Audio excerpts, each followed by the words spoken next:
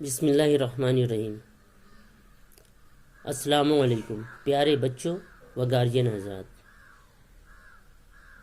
پچھلے ویڈیو میں ہم نے اسلامی تعلیمات میں سورۃ الجوحہ کا ترجمہ پیش کیا تھا۔ آج میں اللہ کے رسول حضرت موسیٰ علیہ السلام کے بارے میں کچھ بتانے کی کوشش کر رہا ہوں۔ اللہ تعالیٰ نے لوگوں کی ہدایت کے لیے تقریباً 1,24,000 رسول بھیجے، جن میں حضرت آدم علیہ السلام سے لے کر حضرت محمد صلی اللہ علیہ وسلم ہوئے۔ حضرت آدم علیہ السلام کو پہلے رسول کے طور پہ جانا جاتا ہے، جبکہ ہمارے رسول حضرت محمد صلی اللہ علیہ وسلم اللہ کے آخری رسول ہیں۔ ان کے بعد نبوت کا سلسلہ ختم ہو چکا ہے، اس لیے ان کے بعد اب کوئی رسول نہیں آئیں گے، لیکن اس سے پہلے اللہ تعالیٰ نے لگ بھگ 1,24,000 رسول دنیا میں بھیجے۔ تو حضرت موسیٰ علیہ السلام ان میں ایک تھے، جن کا تعلق بنی اسرائیل سے تھا، اور بنی اسرائیل مطلب اسرائیل حضرت یعقوب علیہ السلام کا تخلص تھا، اس لقب تھا، اس لیے آپ کی حضرت یعقوب علیہ السلام کی قوم سے حضرت موسیٰ علیہ السلام ہوئے۔ حضرت موسیٰ علیہ السلام مصر میں پیدا ہوئے۔ ان کی پیدائش کے وقت مصر پر ایک بہت ہی مغرور اور ظالم بادشاہ حکومت کرتا تھا، جس کا لقب فرعون تھا۔ وہ اپنے ملک پر بڑا فخر کرتا تھا اور اس کو اپنی رعایا کو اونچے اور نیچے طبقوں میں تقسیم کر رکھا تھا۔ مطلب کہ اس وقت جو ہے دو قوم اس وقت تھی، ایک تو فرعون کی قوم تھی اور ایک اسرائیلی قوم تھی۔ تو ان گروہ میں جو اسرائیلیوں کا گروہ تھا، بادشاہ ان کو بہت نیچ گرا ہوا سمجھتا تھا، لیکن فرعون اس گروہ سے ڈرتا تھا۔ وجہ یہ تھی کہ کسی نجومی نے کہا تھا کہ اسرائیل کی قوم میں ایک بچہ ہوگا جو آپ کی حکومت کو ختم کر دے گا۔ اسرائیلی بہت محنتی لوگ تھے، ان کی تعداد بھی تیزی سے بڑھتی تھی۔ بادشاہ ان پر بہت زیادہ ظلم کرتا تھا، پھر بھی فرعون کو ڈر لگا رہتا تھا کہ اسرائیلی اس کا حکم ماننے سے انکار نہ کر دے اور اس طرح اس کے لیے ایک بہت بڑا خطرہ بن جائے۔ اس لیے وہ ان کے پیدا ہونے والے بیٹوں کو مروا ڈالتا تھا اور بیٹیوں کو زندہ رکھتا تھا۔ تو یہ فرعون کیا کرتا تھا، اسرائیلیوں میں جو بیٹا پیدا ہوتا تھا اسے مار ڈالتا تھا اور بیٹیوں کو زندہ رکھتا تھا۔ لیکن اللہ کا منصوبہ ان کو محفوظ رکھنے کا تھا۔ کن کو؟ حضرت موسیٰ علیہ السلام کو اور بنی اسرائیلیوں کو۔ جب حضرت موسیٰ علیہ السلام پیدا ہوئے تو بادشاہ کا حکم تھا کہ وہ نر بچوں کو یعنی لڑکوں کو مار ڈالیں، لیکن اللہ نے حضرت موسیٰ کی ماں کی رہنمائی کی۔ وہ اپنے پیدا ہونے والے بچے کو تھوڑا عرصہ تک دودھ پلاتی رہیں اور پھر جب خطرہ نظر آئے تو بچہ کو ٹوکری میں رکھ کر دریائے نیل کے موجوں میں ڈال دیا۔ اللہ کا وعدہ تھا کہ وہ ان کے بچے کو لوٹا کر ان کے پاس لے آئے گا۔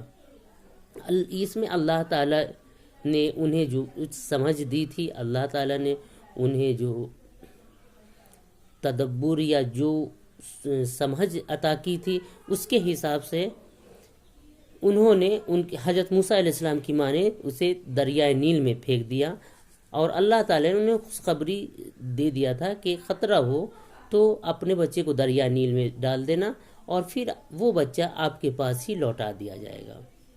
تو حضرت موسیٰ علیہ السلام کی ماں کو معلوم تھا کہ خطرے تو ہر جگہ ہیں، ہو سکتا ہے فرعون کے آدمیوں کو میرے بچے کے بارے میں معلوم ہو جائے۔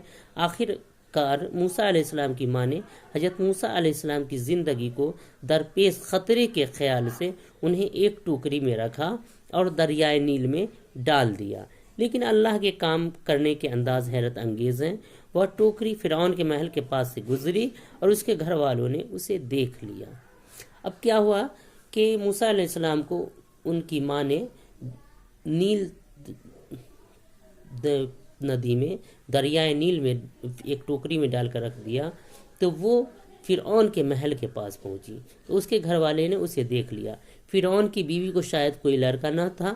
موسیٰ علیہ السلام بہت ہی حسین و جمیل، پیاری اور من موہنی صورت والے تھے، تو ان کے فرعون کے گھر والے نے دیکھ لیا، تو فرعون کو کوئی لڑکا ارکا نہیں تھا، اور موسیٰ علیہ السلام بہت ہی حسین و جمیل تھے۔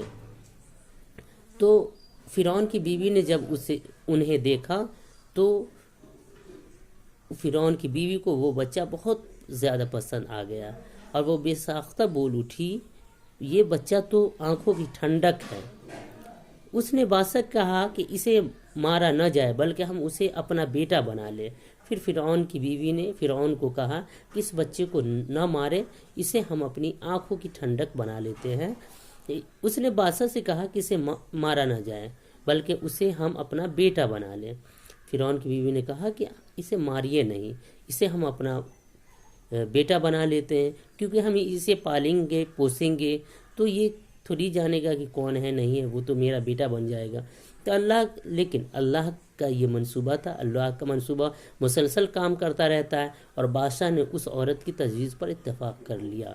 مطلب فرعون نے اپنی بیوی کی جو تجویز تھی کہ اسے اپنا بیٹا بنا لیتے ہیں، یہ ہمارے آنکھوں کی ٹھنڈک ہوگی، تو اسے بادشاہ نے قبول کر لیا۔ اب کیا ہوا؟ اس کے برعکس موسیٰ علیہ السلام کی ماں کو اپنے بیٹی کی جدائی کا بہت زیادہ غم تھا۔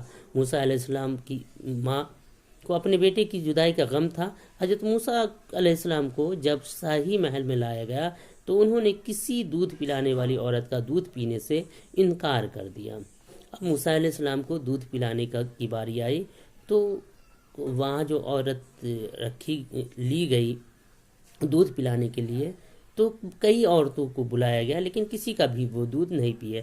اللہ نے اس بچے پر روک لگا دی تھی، کیونکہ انہیں اللہ تعالیٰ کو تو موسیٰ علیہ السلام کو پھر ان کی ماں کے پاس پہنچانا تھا، اس لیے ان پہ کسی عورت کا دودھ پینے پر روک لگا دی تھی اللہ تعالیٰ نے۔ محل کے منتظمین نے بہت سی دودھ پلانے والی عورتوں کو بلایا، مگر سب بیکار ثابت ہوئی۔ حضرت موسیٰ علیہ السلام کی بہن، جو پانی پر تیرتے ہوئے ٹوکری کے ساتھ ساتھ دریا کے کنارے پر چلتی رہی تھی، اب محل میں داخل ہو گئی اور کہنے لگی، اور حضرت موسیٰ علیہ السلام کی ماں نے جب انہیں ٹوکری میں ڈالا تھا اور دریائے نیل میں ڈال دیا تھا، تو ساتھ میں موسیٰ علیہ السلام کی ماں نے اپنی بیٹی کو یعنی موسیٰ علیہ السلام کی بہن کو ساتھ لگا دیا تھا کہ یہ دیکھنا کہ یہ ٹوکری کہاں جاتی ہے۔ تو وہ اب محل میں داخل ہوتی ہیں اور وہ تجویز دیتی ہیں، وہ بتاتی ہیں، کیا میں تمہیں ایسے گھر کا پتہ بتا دوں جو تمہارے لیے بچہ کی پرورش کر سکے اور اس کی اچھی طرح دیکھ بھال بھی ہو؟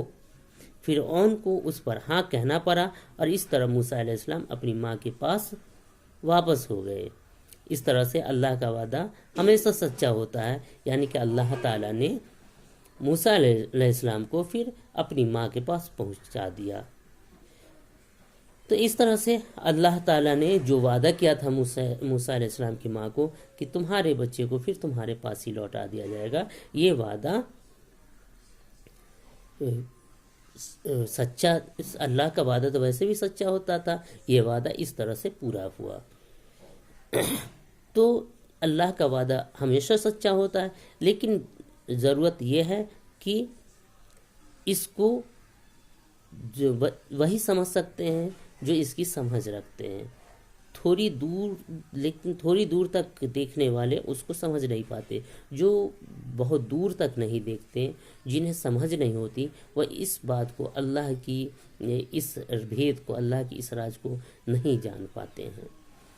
تو اس میں ہم نے اس اللہ کے پیغمبر حضرت موسیٰ علیہ السلام کی اس ویڈیو میں ہم نے جانا کہ اللہ تعالیٰ نے اپنا وعدہ کس طرح سچ کر دکھایا، اور موسیٰ علیہ السلام کے بارے میں کہ موسیٰ علیہ السلام کون تھے، کہاں پیدا ہوئے۔ موسیٰ علیہ السلام مصر میں پیدا ہوئے۔ موسیٰ علیہ السلام بنی اسرائیل تھے، اور اسرائیل حضرت یعقوب علیہ السلام کا لقب تھا۔ تو اسرائیل حضرت یعقوب علیہ السلام کے لقب ہونے کی وجہ سے ان کی قوم اسرائیلی کہلاتی تھی، اور اور یہود بھی کہلاتی تھی، کیونکہ حضرت یعقوب علیہ السلام کی ایک اولاد کا نام یہود بھی تھا۔